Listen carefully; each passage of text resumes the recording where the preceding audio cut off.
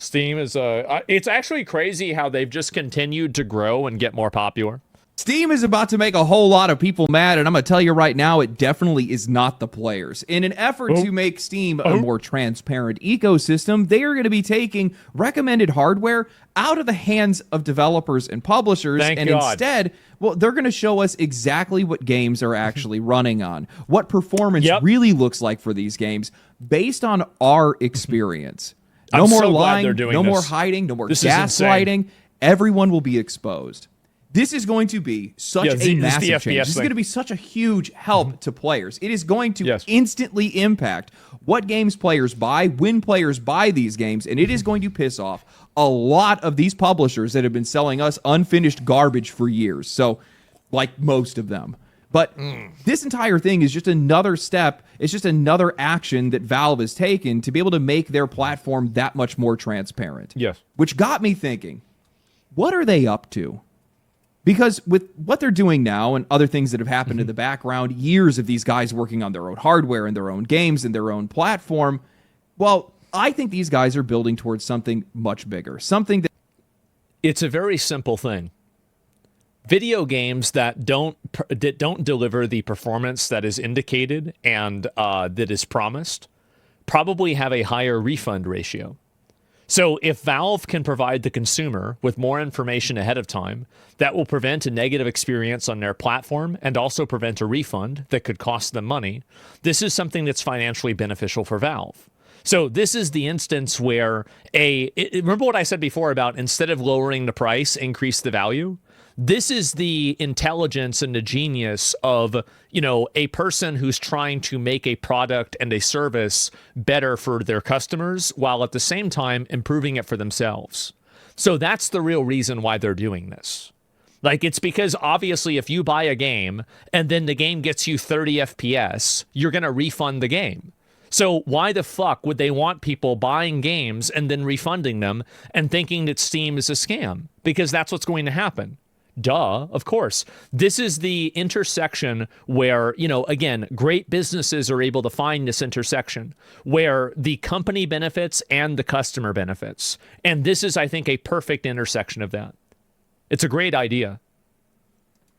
I do not think a lot of people are ready. It's a win-win. Yes, exactly. Standardized level of quality in the games industry. Setting expectations permanently. No more questions need to be asked. You're wrong. It doesn't matter for Valve for refunds since they keep the cut even with the refund. So saying it costs Valve is wrong. It's just pro-consumer. You're thinking about this from a monetary perspective. You're not thinking about it from the perspective of a person having a bad experience on their platform and then attributing that bad experience to Steam and then not wanting to use Steam. The reality is that whenever a platform is not well regulated and people have bad experiences on it, they're going to be more likely to not use that platform. It's their reputation. So you have to think about this in a bigger picture. You can't look at everything as a balance sheet. Like, the brand value of something is massive and extremely important. So today, we're going to be talking about that. We're going to talk about Steam's latest changes, how they're going to impact the games industry at a rate that... And also, sorry, I hate pausing this many times, but I apologize. Also, there are people that are employed at Steam that process refunds. If Steam had to theoretically process 10 times as many refunds, Steam would have to pay more money to do that. So that means that the amount of money that they have to spend is actually variable with the amount of refunds they do. So your argument is wrong, but it's also not the point. I don't think we've ever even seen before how Valve is trying to standardize quality in the games industry and how all of this has already happened. But before that, a word from today's sponsor, Boot.dev, which I've been back on their website recently. The fees. And one of the things that I noticed when I've been checking it out is that it feels a lot more like practicing than actually studying. Like, you're actually learning something on the job. You're not just sitting there watching these lessons just stack up passively. No, you're constantly doing something. You're coding, you're fixing code, you're always interacting with the platform in some kind of way, which makes you feel like you're actually making some kind of progress. I'm sure you know better than I do. That's a big difference between them and anybody else. They structure this all like an RPG, XP levels, quest, which sounds like a gimmick, but it's there to give you momentum. You always feel like you're making progress instead of just consuming content. Have you guys seen criticism for Steam not doing better job at limiting games that are bad products? when you And, like, get not stuck, having but better you quality eventually control. will, I've you have seen that Boots, the criticism. AI tutor that's not there just to hand you the answer and move on. It's nudging you in the right direction so that you can actually figure things out on your own, and don't forget it 5 minutes later. They also have added the training grounds, which is basically a area for you to be able to grind challenges until something clicks. Now, all of these lessons are free to read and watch. You can demo all their interactive features too. Paid just unlocks the full hands-on experience, the coding, AI help, and progress tracking. And the reason why I think this kind of stuff matters is because these are back-end skills that can actually translate into real job-level skills, the kind of things that can land you a role where you're making 6 figures a year, and oftentimes you're working remote. So if you're interested in checking this out, maybe you want to make your own game, go to boot.dev and use code LegendaryDrops for 25% off your first entire year on an annual plan. The link, QR, and code are all on screen, and it's in the description and the pinned comment. Thank you to boot.dev for sponsoring today's video. What a nice guy. Valve is arguably the most powerful company in PC gaming, hell, in all of gaming. And instead of using that position to be able to push some of the worst habits in the industry, they have become more successful than their competition by largely doing the opposite. Steam is a monopoly by choice. Players choose it, developers choose it, not because they're forced to, not because they don't have... It is not a monopoly. It is not a monopoly. It's not even remotely close to a monopoly. If I were to guess, I would look at, if I were to predict, what monopoly of game service delivery does Steam have? What percentage of the market share do they have? At most 20 to 25%. That's it. And I would say if you include mobile, cut that in half. Have any other options, but because it is the best platform, it has the biggest audience, the most useful tools with the kind of conveniences and consumer protections that we just don't see exist anywhere else. And that's why I think that Steam means a lot more to people than just being a storefront. For a lot of players, it represents one of the last major platforms in gaming that still feels like it's being built by people who still actually love games, not just as I think the reason why people like Steam so much is because Steam makes decisions that are, those decisions are customer first. They don't make financial decisions for their business and then try to insult the intelligence of the user and try to say that, oh, actually, this is better for you, that you have to watch an ad. Or quarterly revenue, but as a hobby that's worth protecting. The games, the people who make them, and the people who play them. And lately, it feels like Valve doesn't just want to be the better example anymore. They want to set a standard. Yeah. When we look at what Valve has done over the past couple of years, I think that there is a really clear pattern here. They just keep finding places in the industry where they are benefiting from confusion or vagueness or flat-out dishonesty, and then Steam is turning that into a rule. They're making a warning. They're putting in a disclosure, something that is there to protect their customers. Steam seems to always move in a much larger effort to keep Steam healthier, clearer, and a hell of a lot harder to exploit. Steam is basically the one that set the modern standard for refunds in PC gaming. You have 14 days and 2 hours played. I can't tell you guys how many times this has saved me. Maybe the game just didn't launch. Think about what would happen if they didn't have that. Think about how much different the entire industry would be. The recommended specs were a fantasy and the game just runs like shit, or maybe there was just no demo, so I just tried it and realized, you know what, this just isn't for me. Refunds are always fast, sometimes immediate in most cases, and even if you go past that 2-hour mark, there's been plenty of times that if you give them a legitimate reason, Steam will just at least hear you out. And that's, by the way, that's somebody being paid to do that. So an individual had to read that. Compare that to console platforms or any other platform outside of maybe GOG, where refunds rarely even happen, and when they do, it feels like you're trying to plead your case to a brick wall. It's not even comparable. And that same mentality shows up all over Steam. Valve bans crypto and NFTs. They require disclosures for generative AI, especially You're wrong by definition. Steam's a monopoly as it has roughly 75% of market share, is usually 50% considered by a monopoly in the US. No, I'm not. So by what definition does Steam have a 75% market share? Did you guys look that up on Grok, on Google? How are you defining monopoly?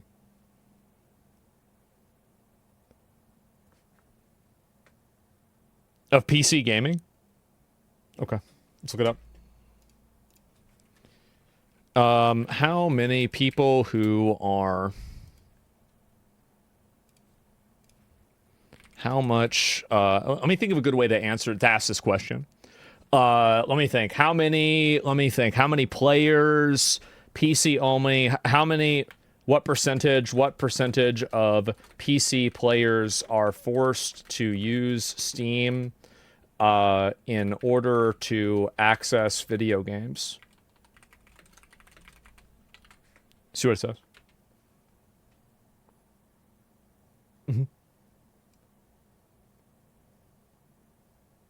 78% download is strongly incentivizes using Steam. Okay, so let's look at this. Give me the other 20 to 30, or sorry, 30 to 40, the other 30% of platforms. You're going to see the problem right here. Epic Game Store, EA App, GOG. This is all of them.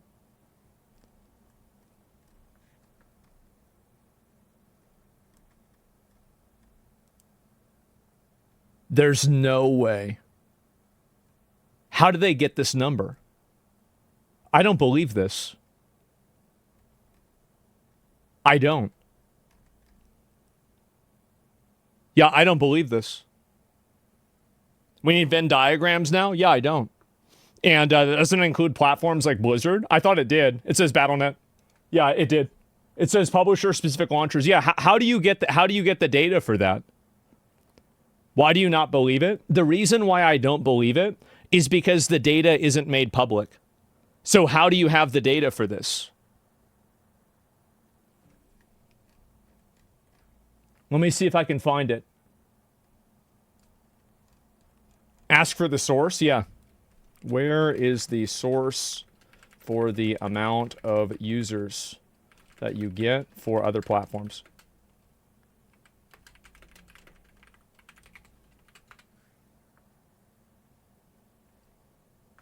Epic Game Store user stats, primary source, Epic Game Store, Steam, other platforms, broader analysis.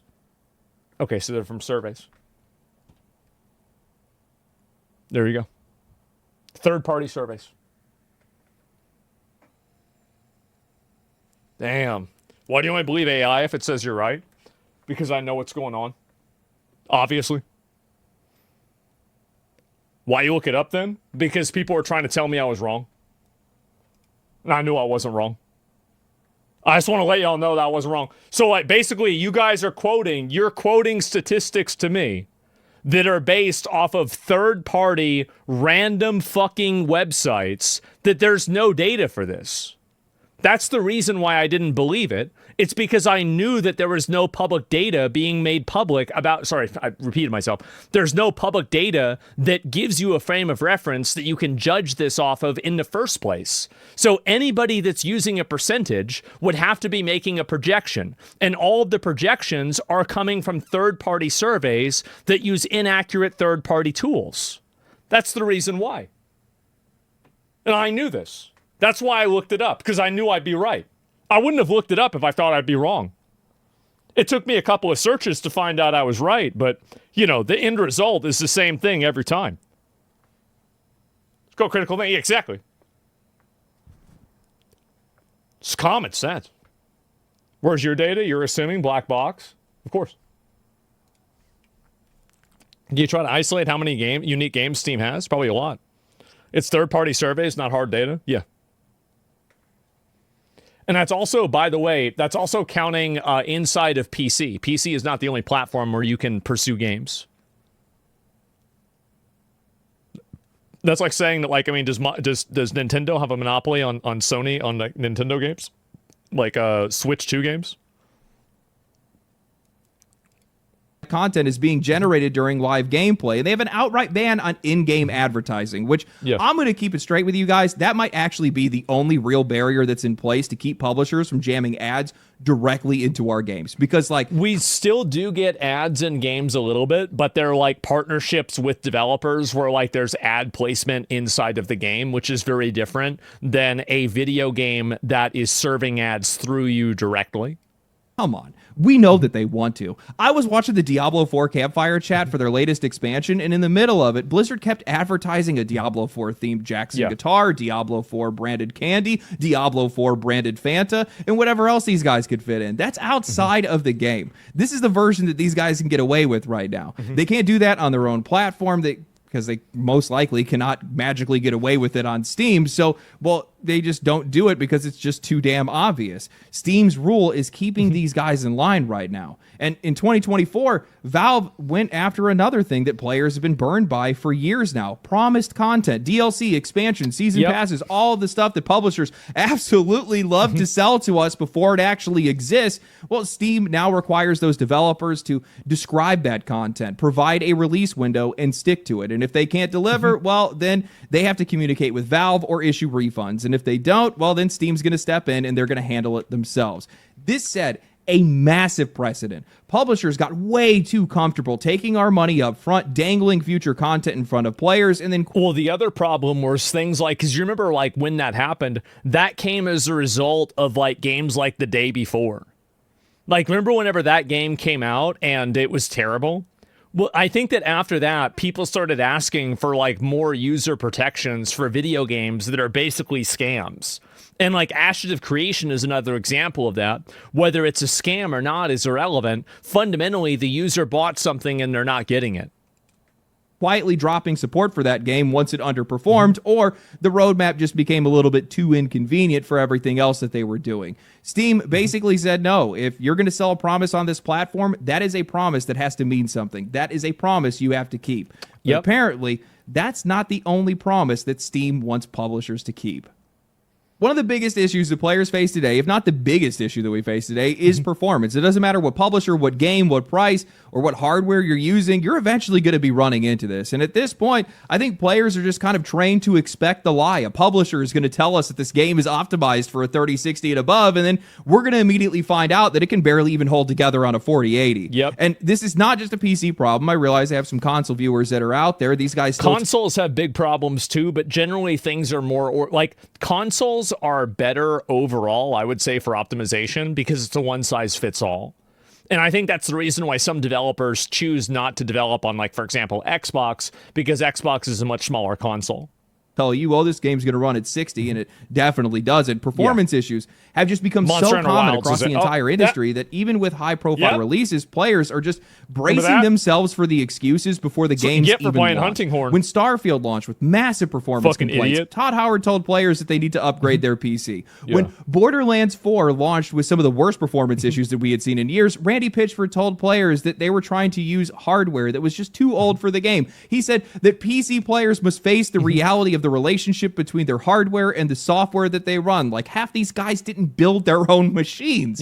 And he compared it to driving a monster truck with a leaf blower's motor. Basically, it's not the game, it's us. I mean, sometimes that's true, but in a lot of cases, it's not. And why is it that your game looks worse than Kingdom Come Deliverance 2, but Kingdom Come Deliverance 2 works and yours doesn't? That just completely denies all reality to our frustration. Man, and as much as we are sick of it, well, it seems like Valve might be preparing to end that argument entirely. Back on April 4th of 2026, TechSpot reported on a new feature Valve is working on, a feature that could estimate game performance in FPS based on real user data. The article read, Valve appears to be preparing a new feature that could make one of PC gaming's biggest uncertainties, performance, more transparent. Newly uncovered code in the Steam client suggests that players may soon see estimated frame rate data for each game derived from real-world gameplay metrics shared by other users. The feature would represent a significant step towards bridging the gap between official system requirements and actual in-game performance. Wow, that's what Even actually as studios happens. release recommended hardware specs. Yeah, and again, this is something that's good for Steam as a business too, because it's less negative experiences the user has. The experience on diverse PC setups it's good for often users differs and it's sharply good for from the expectations. Now, the timing really matters here because this is coming after Steam has already started to move in this direction. Back in February of 2026, Valve began allowing users to include their hardware specifications in their Steam reviews. So this doesn't feel like some Smart. random feature that people are stumbling onto. It actually feels like a step forward towards a much larger system where Steam can take hardware and performance data compared across real users and then show players a much more honest picture of how these games actually run. Exactly. And if that happens, oh boy, well, recommended specs are going to be a hell of a lot less useful for marketing fluff, I'll tell you that right now, because who cares what any of these publishers have to say if I can go on Steam and I can see exactly how that is running for people with similar hardware to mine. This is... Exactly. And I think that another component of this too is removing paid advertising and compromised platforms from being able to craft a narrative around the quality of a product. So that means that you're cutting out the developer, you're cutting out the publisher, and you're also cutting out the media. And then you have a direct game-to-user pipeline where the users are the immediate consumer and also the immediate reviewer. And so that's basically the most democratic and, I think, fair way of doing things. Such a massive shift. Incentives we line actually up, have a yes. platform that's out here collecting user data and using it for something that is actually useful or benefits the customer. Now, mind you, this is all optional. You don't have to opt into any of this if you don't want to. But they're not using your information to shove more ads in your face. They're not trying to sell your information to some third-party company so you get an inbox filled with junk mail or a bunch of scam calls from some guy pretending to be your bank. No, this is them using your data to be able to protect your purchases, hold publishers accountable, and make buying a game feel like a hell of a lot less of a gamble. Exactly. Honestly, I'm kind of shocked that nothing like this has ever existed already. I mean, I guess I'm not all that shocked because these guys really do like to scam us, but man, this the problem also is that there are no other platforms that don't have a vested interest in the success of one individual game that are releasing platforms, like, or releasing anything. Like, I mean, besides Epic Games and like good old games, like most of the other platforms that exist have a vested interest in the success of the game.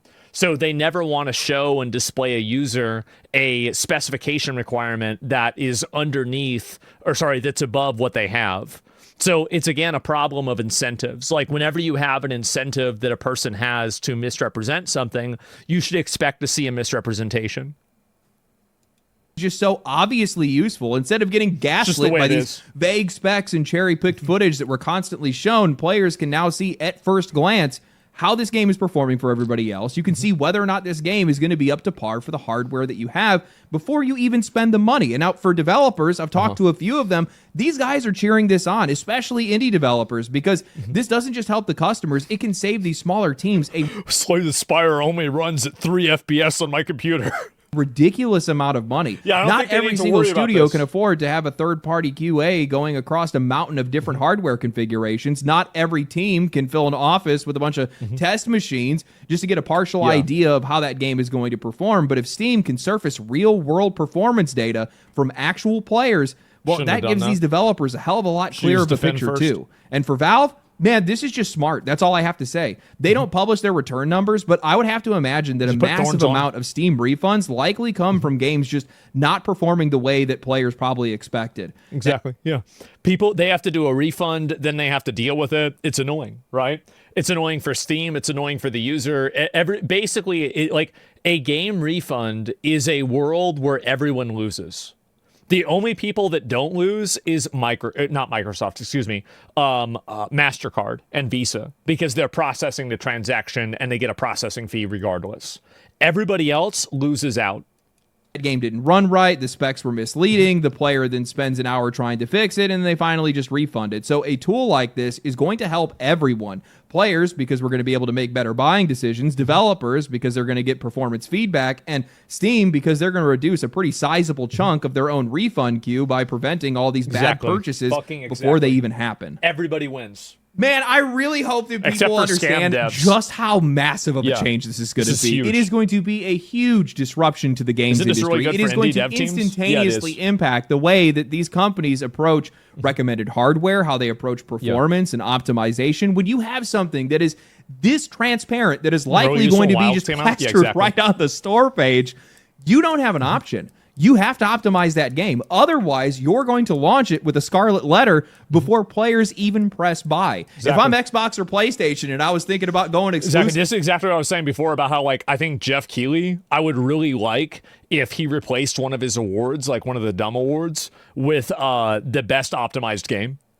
Because I think that, like, we're getting into a world where video game graphics are plateauing, and they've been plateauing for the last 5 years, right? Probably even longer than that, you could say.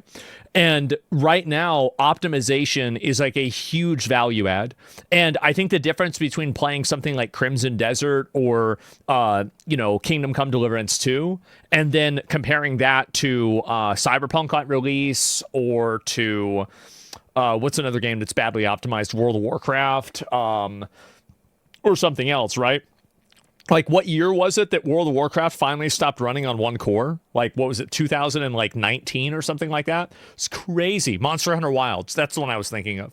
Wukong had minimal problems, but it did have some. I'm definitely thinking about doing it now, that's for sure. No more Dragon's guesswork. Dogma 2. You're going to know exactly what you're buying. And also, as a byproduct, we're going to know immediately who the real problem is. And with the long history that a lot of these companies have of pushing out games well before they were actually finished, it's going to be these publishers. You know, for years now, these guys have been trying to push prices higher and higher, always trying to standardize a level of pricing that they want to be able to make, always expecting more from us without ever wanting any expectations on themselves. And well, the problem also is that, like, fundamentally, this is a decision that helps players make an informed purchase with their money. And I think that you're starting to see some of these very business unfriendly decisions that are being made start to regress because the market is now accommodating for them. The market is maturing and it's stopping, like the PC gaming market eventually will always hit a plateau, right? Where, like, you basically have the amount of people that are going to PC game are PC gaming, right? And you're going to have a natural increase over time, but like the exponential increase that they saw maybe during COVID or during, like, I'd say like 2013 or 14, whenever a lot of people got PCs, you're probably not going to see that anymore, right? So you're reaching market maturity. At that point, now we can start to hopefully see some of these bad consumer practices be culled back, right? To be clawed back, because you're not seeing the same type of companies that are saying, oh, well, this is okay to do now. At that time, these guys have never... Because now it's harder to sell a product. Standardized the level of quality. Not a single time. PC gaming is kind of fucked right now? Really? I think PC gaming is now, these games have to come out complete, or they have to come out truthful. Exactly. Which is it going to be? Can't imagine they're going to like either one.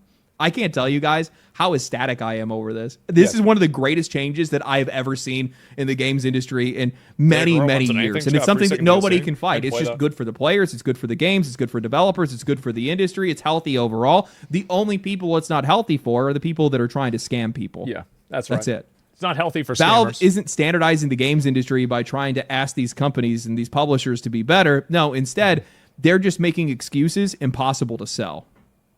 I love it. It's beautiful business. And while I really appreciate what Valve is doing and what they're trying to push towards right now, the real question is, what are they up to? If there's one thing that I pride myself on, is that I don't take anything at face value. So when I think absolutely they're building this to make it to where the Steam box that they're making, the GameCube, has a better, there's a better indicator of the performance of a game for people that are going to be purchasing games for their platform. I see Valve making moves like this, I don't look at it as some random quality of life feature. I look at the pattern around it, because Valve just keeps doing this. They keep finding these places where the industry is benefiting from confusion, vague promises, or flat out excuses, and they're building systems around those things to protect us and make those excuses a lot harder to sell. It feels like Valve is trying to rebuild trust in the games industry, at least on their platform. We almost never see the games industry trying to standardize around anything in a positive direction. Instead, it's always been about pricing or mass production. Yeah, we're going to standardize around gacha mechanics. We're going to standardize battle passes. We're going to standardize open world exploration. We're going to standardize pricing. By the way, it's high. producing games, subscription services, Yeah, always fuck normalizing that. things against us rather than Sucks. for us because, well, they make a hell of a lot more money doing the opposite. And we have definitely never seen these guys try to standardize around a level of quality, well, except for once. We used to have the Nintendo seal of quality. It existed because consumer trust had completely collapsed. Oh, that's true, by the way. Nintendo, like, if there was a Nintendo game and it was made, like, you knew this game was going to be really good. Like, you didn't buy bad Nintendo games. Like, I mean, there were, like third-party publishers that made games that were, like, kind of shitty. But, like, in general, like, if you bought a new Mario game, if you bought a new Final Fantasy game, you know, if the game said Squaresoft under it,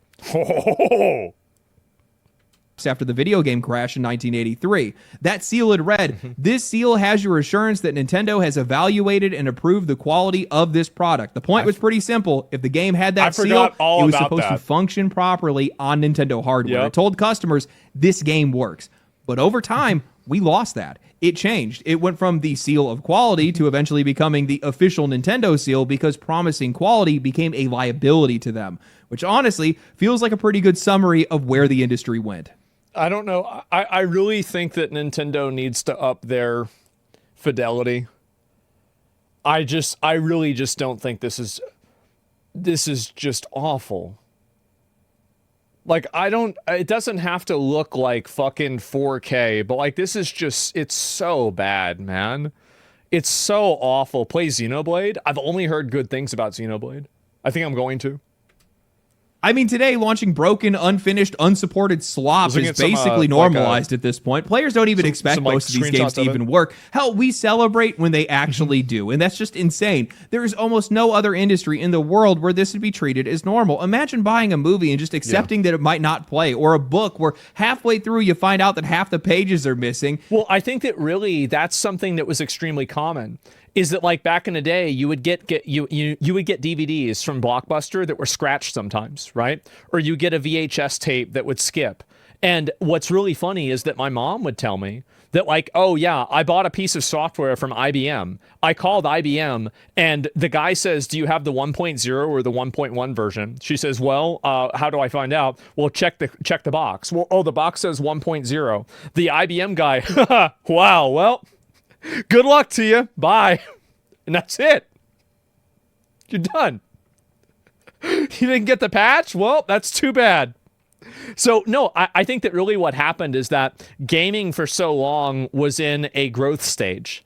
And I think, you know, like products and types of, you know, like any sort of consumerism good in a growth stage, there is, and especially like and you're not even really a growth stage, but like an innovation level stage, is that, you know, you have a lot of people that are more accepting of, you know, rough edges and problems. But now that that's kind of capped off because we've had the COVID, you know, the post-COVID recession now has been, you know, in swing for like 2 years. We're like, okay, things have pretty much equalized and they're going up. But as I said, they're not going up in a crazy way anymore. And I think now you're going to see, instead of people just projecting 20% a year-over-year growth, you're going to have them, you know, edging in terms of quality. I think that's what's happening. And I'm very glad to see that. Now we're in the value stage for most things and it sucks. Yeah. And the publisher is just like, don't worry, we'll patch them in later, but still charge you full price. What are we doing here? That would be absurd anywhere else. And at some point, that has to stop. This industry clearly isn't going to do it for itself because that broken standard that they've been pushing is benefiting them the most. They're making more money, they're saving more money, and they're never going to be motivated to do it. But it seems like Valve is stepping in to be the one to change things. Now, I have to give a shout out to Water CS2 for inspiring this theory, a fantastic everything Valve-related content creator, because he's been talking about how Steam is slowly but surely becoming a more console-like experience, gearing towards the release of the Steam machine, making Steam easier to navigate, more all-inclusive, and a little bit more predictable. Remember, gentlemen, the bet. Remember the deal. If the Steam box is above or below, I said plus minus $100 from $1,100, I will be buying and giving out at least 5 Steam boxes. If I can get a sponsor to do it, like I'll give out as many as I can. Like I don't need to make any money off of it. I just think it'd be a cool thing to do. And I think this guy's right. I think that that's exactly what they're trying to do right now. But I also think that that's only one small piece of what Valve is building towards. Because right now, we're at a time where trust is at an all-time low in the games industry. It's basically on the floor. And I think that Valve is trying to leverage trust as their brand moving forward. The Steam Machine and the Steam Deck are not just devices. These are hardware pieces in a much larger strategy that Valve is trying to use to create some type of standard around the Steam platform. I think that these guys are trying to certify the quality of games. And I think that we've already seen the early version of this with the Steam Deck Verified. Technically, you can download just about any game on Steam and go ahead and play it on the Steam Deck, but that doesn't necessarily mean that all those games are going to play or even work well. Some games... I had a problem playing Slay the Spire 2 on my Steam Deck. I had a problem selecting the cards. They kept going to like the top left or top... which one's this? It's the left.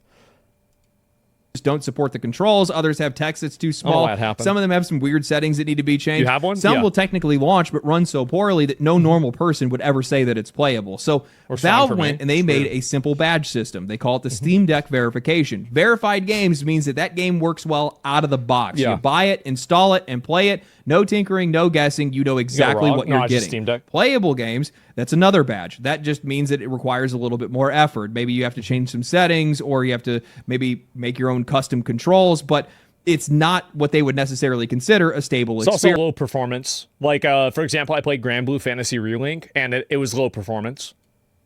Unsupported means Valve does not recommend that game, or it just flat out does not work on the device. And then unknown means that it's still in the reviewing process.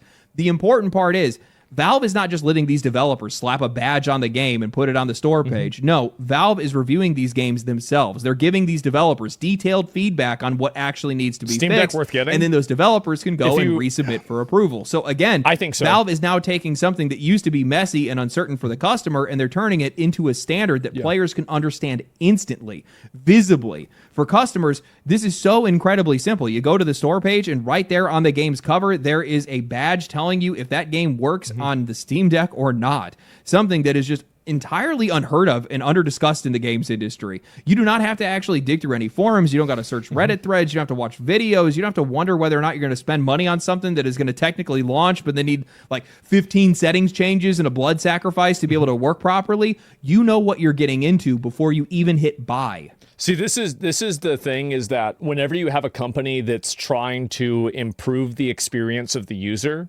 these are the intersections that you arrive at. Whenever you have a company that's trying to improve the experience of the shareholder, you have intersections like gotcha games, pre-order bonuses, deluxe editions, seasonal passes, bonus events, things like that, daily rewards. We are going to play Now, to the best of my knowledge, that kind of visible platform-level compatibility system has never existed anywhere else in the industry. Not with this much reach, and definitely not directly attached to the same place that you're making the purchase.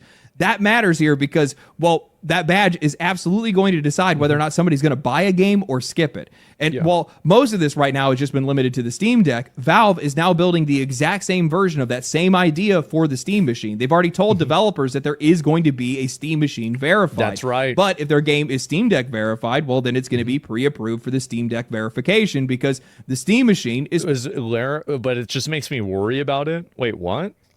More powerful hardware. Worry why? But the implications of that go even further, because if a game is already verified on the Steam Machine and my PC is more powerful than the Steam Machine, then I can look at that badge and I can have a pretty good idea if I'm going to have any issues running that game. That gives the Steam Machine value. They're probably going to have a separate rating for it, because I bet the Steam Machine probably has a different background process operation and like its internal, like for example, like the PlayStation 5 runs games better than what that hardware would run if it were put into a PC. So like, I don't think that's necessarily true, but I think it will help, right? It will obviously help. And OS is different. Yeah, exactly. But I think that the point is overall good. I'll be right back.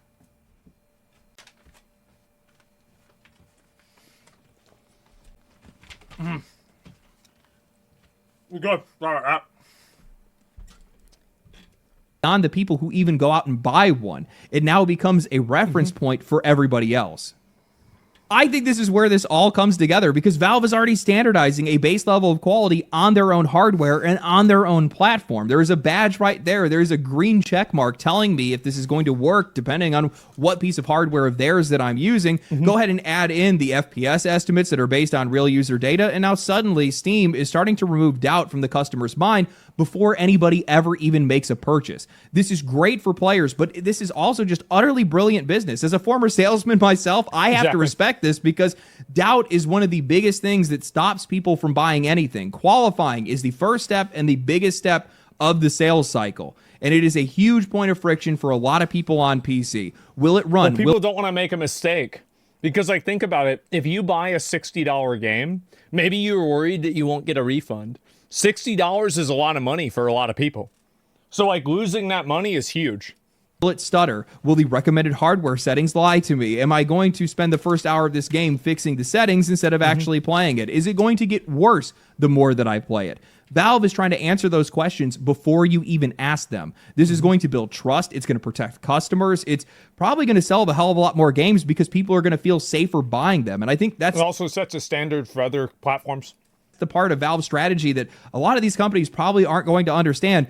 Doing right by the customer is not a charity. It's good business. Yes. And Valve is now going to force the rest of the industry to do good business just as a byproduct. Developers are going to know exactly what the baseline is. They're going to know that this is Valve's hardware and this is what these guys are measuring around. They're going to know that if their game runs poorly on the Steam Deck, on the Steam machine, or on Steam's FPS estimates, well, that information is going to be visible right where customers are making the decision to buy. It sounds like an ad.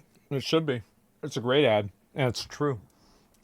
Another great example of this is how Sony set the example of not allowing people to like buy and sell used games because Xbox was trying to push that. Microsoft is trying to push an always online, camera connected, and not able to have any sort of secondary selling market for PC for console games with the Xbox One, and the PlayStation 4 didn't do that, and it changed the market. And Xbox had to retract all of those different things. So even if Valve never forces a single performance target, the pressure is still there. Optimize for the standard, or just let every customer see that you PlayStation 4 didn't. destroyed them too. You know, I tend to be a guy with a hell of a lot of theories, but I never say that I'm 100% confident in them. This one, I'm 100% confident in. The reason why is because this would be so effective, so unbelievably effective. And it's such a brilliant strategy, especially given today's market conditions within the games industry, because trust is at an all-time low. So if you're selling trust, you're going to be making a hell of a lot of money. Now, say whatever you will about Steam. These guys very rarely make the wrong decision when it comes to stuff like this. And if this is the direction that they're going in, it's going to flip the games industry on its head instantly. A badge on every single game saying whether or not it actually works on a piece of hardware outside of just a handheld, being on something that is also effectively not only a console but also a PC. That's a big change, guys. That's a real big change. Now, It's huge. I think it's going to change a lot, especially for. I think that really this is going to hurt. It's going to hurt two groups. It's going to hurt the unoptimized Unreal 5 tech demo turned into a video game groups. And it's also going to hurt very large developers. Because if you develop a game and you don't optimize it properly, that will result in like very, very negative Steam reviews. And also, I haven't even considered this, I'm thinking about it right now, is that developers should even want this. Because if people buy your game and then they have bad performance and then they downvote your game, that hurts your game in the algorithm. But if you're able to see ahead of time, oh, this game won't run on my PC, that means they're not going to buy your game and refund it and then rate your game down whenever they have bad performance. So now that I think about it, actually, it's even better for the developer too. I want you guys to keep in mind to add more confidence to this. Think about, like, I mean, you look at, for example, like how many negative reviews for Monster Hunter had everything to do with performance, for example. Like, it didn't even have anything to do with, like, the game. People like the game generally, but they didn't like the performance of it. So if you could just avoid all of those negative reviews, wouldn't that be a great thing? Obviously it would. And if you had an indicator to say that, okay, well, because also you're going to have people refunding in a lot of cases too. So yeah, of course. ever since they announced the Steam Machine, they have always been trying to temper people's expectations. It's never been about this being the most powerful piece of gaming hardware. No. It's not about it being next gen or breakthrough or anything like that. It's about it being well made, well maintained, and reliable. And now you're going to add on top of that you're going to have access to a storefront that has full transparency that tells you whether or not games do or do not work for that piece of hardware. That's a pretty good position to be able to put yourself in. You're creating a lot of market separation from you and the rest of your competition because you say whether or not your games work or not. You have a badge proving it. Nobody else does. You can't find that anywhere else. That's how you drive people to buy something. That's something I can't find anywhere else. I want that thing. Now, the funny thing is, you don't even have to want the Steam Machine. You don't even have to like the Steam Machine. You would want the Steam Machine to be a thing. You want it to exist because, well, just by it existing, it's creating a baseline level of quality for players on PC. You can instantly look and go, hey, you know what? This game doesn't work on the Steam Machine. It's probably not going to work on my PC. I'll pass on it. If I'm using a 4080, 4090, or and that 50... also means you're not going to give it a bad review. It's exactly right. This is totally better for users. It's better for developers. It's better for everybody. Generally, the only people that lose when more information is provided to a customer before a customer makes a purchase, the only people that lose are scammers. That's it. Everybody else would be happy. Like, you want the user to understand what they're buying. And you should want to understand what you're buying too as a user. So the only person that would ever have a benefit from you not understanding something is a person that doesn't want you to understand it. And a person that doesn't want you to understand what you're buying is probably somebody who wants to scam you or take advantage of you in one way or another. Series card, but it's not working on a Steam Machine. It's definitely not going to be working for me, right? Yeah. That's how that ends up working. Let's see who wants to stop this. Those are the scammers. Yeah, exactly. It's such a really interesting development to see. It's not something that I expected. I'll tell you that for sure. Change. Let's play Deadlock soon, man. These publishers are going to have a real big problem on their hands. They're not going to like this. This is a level of transparency that these guys are not going to be comfortable with because they have been selling broken games for years. They have been profiting off of broken games for years. And these guys cannot afford to not have their games on Steam. So they're just not going to be able to avoid any of this. And essentially, they're going to have to be completely transparent. Well, I think also, like, the day before, like, I feel like the day before was probably the most public and the most prolific fuck up of, like, a video game. Like, Steam gave proactive refunds to everybody for that game. That's, like, unheard of. They've done that, like, a dozen times ever. So, and this was also, like, everybody was talking about it. There were, like, millions of views for videos about it, not just me, but other people. And I think that probably, like, I bet internally, that was probably okay, well, like, that helped them identify a lot of pain points and how they were going to direct things. And it's not just that instance. I think that probably Monster Hunter Wilds was another indicator from that. And then also, like, from vice versa, right? You have things like Slay the Spire 2, Mugenics comes out, it does really well, things like that. Very, very clearly, those different games are going to help them understand, okay, well, these are best practices, and also conversely, these are also worst practices. Battlefield 2042? Yeah, exactly. Whether or not their game works or whether it doesn't, whether it was actually optimized or it wasn't. The age of quality is on the horizon, my friends. Great. Yep. I'm so excited for this. I can't wait to see this come out. Anyway, I hope you guys enjoyed the video. If you guys did enjoy the video, like the video, subscribe to the channel. Make sure that you guys comment down below. Let me know what you guys think about all of this. Do you guys think that I'm looking in the right direction? Are you excited for these new changes coming to Steam? Especially the Steam Machine Verified is just going to be utterly brutal for so many of these companies. Yeah. It's going to be so I think it's going to be good. As I said, it's going to be good for the companies. Because that way they're not going to have people buy games and then refund them and then downvote them. It's better. More than anything else. Anyway, follow me on Twitch, follow me on Twitter, follow me on anywhere else I am. I don't know. Follow me on the streets. Don't do that, actually. Anyway, merch down below. Make sure you guys check it out. I'm putting more stuff in there pretty soon. Stay cool, stay righteous, stay safe. I'll catch you guys in the next one. Peace. Family. Oh, I'm glad to see this. Like, it's a great video. Like, it really is. And I think that also, like, another component to this, too, is that Like, we have a lot of, like, usually gaming news trends towards the negative side, especially like meta level gaming discussion. There's a lot of negative conversation. But I think that there are these very positive things like this that happen that I feel like should be acknowledged and 100% like appreciated. When you play Deadlock, I recommend you play a round with bots just to learn. Less frustrating, I think. Yeah, I mean, do you think bots could exploit the system? Could bots exploit the system? Yeah, of course. You're obviously going to have, like, every system is built with a level of exploit to it. And you always, like, it's always a cat and mouse game, like trying to accommodate bad actors, trying to avoid, other problems that could happen or anything else. Let me link you guys the video. Make sure to give it a like. I mean, I've watched many, many, many Legendary Drops videos, and I love them.